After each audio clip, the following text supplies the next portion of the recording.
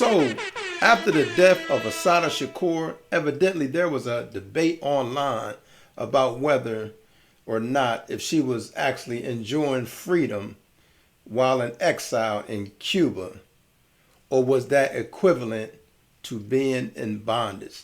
Let's hear this young man's argument, and then I'll come back and share my thoughts at the end.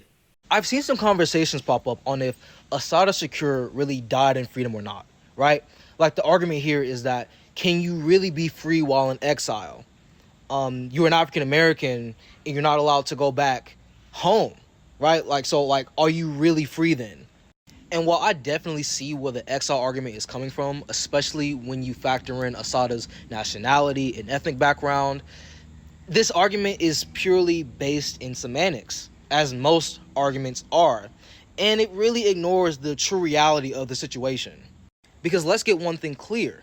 The New Jersey State Police Department, the FBI, the CIA, even the Obama administration wanted to kill Assata Shakur. They wanted to murder her. And she would have died way earlier than she died now if she was still in that New Jersey State prison. When the New Jersey Police Department caught her the first time, they quite literally tortured her and stuck their fingers in her gun wounds. The Obama administration put her on the FBI top 10 most wanted list in 2013. And by that point, she had already been in Cuba for decades. And that is to say, this revolutionary went through the fucking fire, went through it all. And our government tried to use her to set an example multiple times, like so many times. And that's the reality of the situation. Assata Shakur got to live out the rest of her days in Cuba and died of natural causes at 78 years old. This is quite literally something that never would have happened if she wasn't in exile. If she got caught, if she was still in that New Jersey State prison, she would have been killed by the New Jersey Police Department in the 70s or 80s.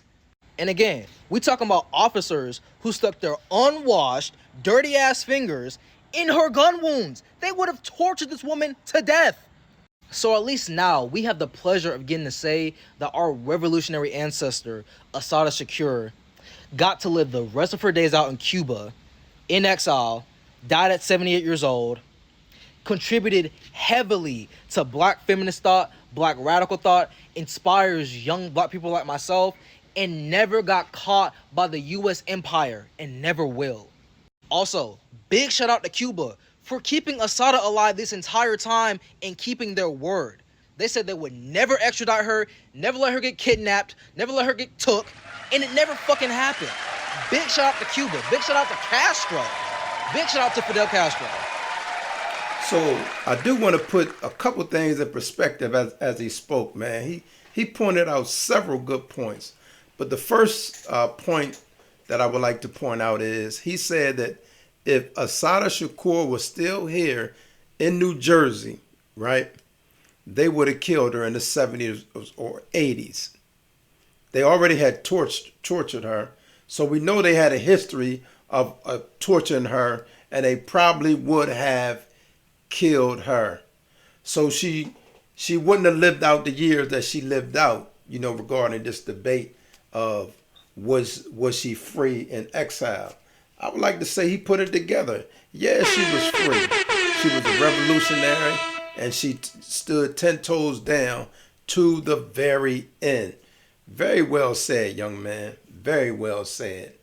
And another thing he said, right, is big shout out to Cuba, big shout out to Castro, big shout out to Fidel Castro, to be more specific. Because we got to look at it, man. We always looked at Castro. He's a dictator. He's this and that. But this is the same man, and we're not excusing. I'm not talking about anything else that he may have did or may not have done. I'm talking about this specific thing with Assata Shakur and other Black Panthers, or Black liberation fighters that was able to go there, right, and were never betrayed, never. So that was a good point, man. Very good point. If I was to put my 2 cents in it, I would say, yeah, she lived free. She stood 10 toes down, even though she had loved ones here.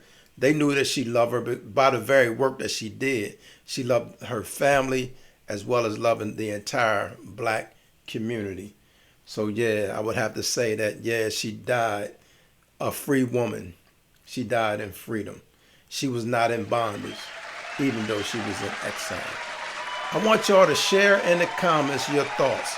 Do you think Assata Shakur was actually free living in exile in Cuba? Or would you equate that to being in bondage? Share your thoughts in the comments.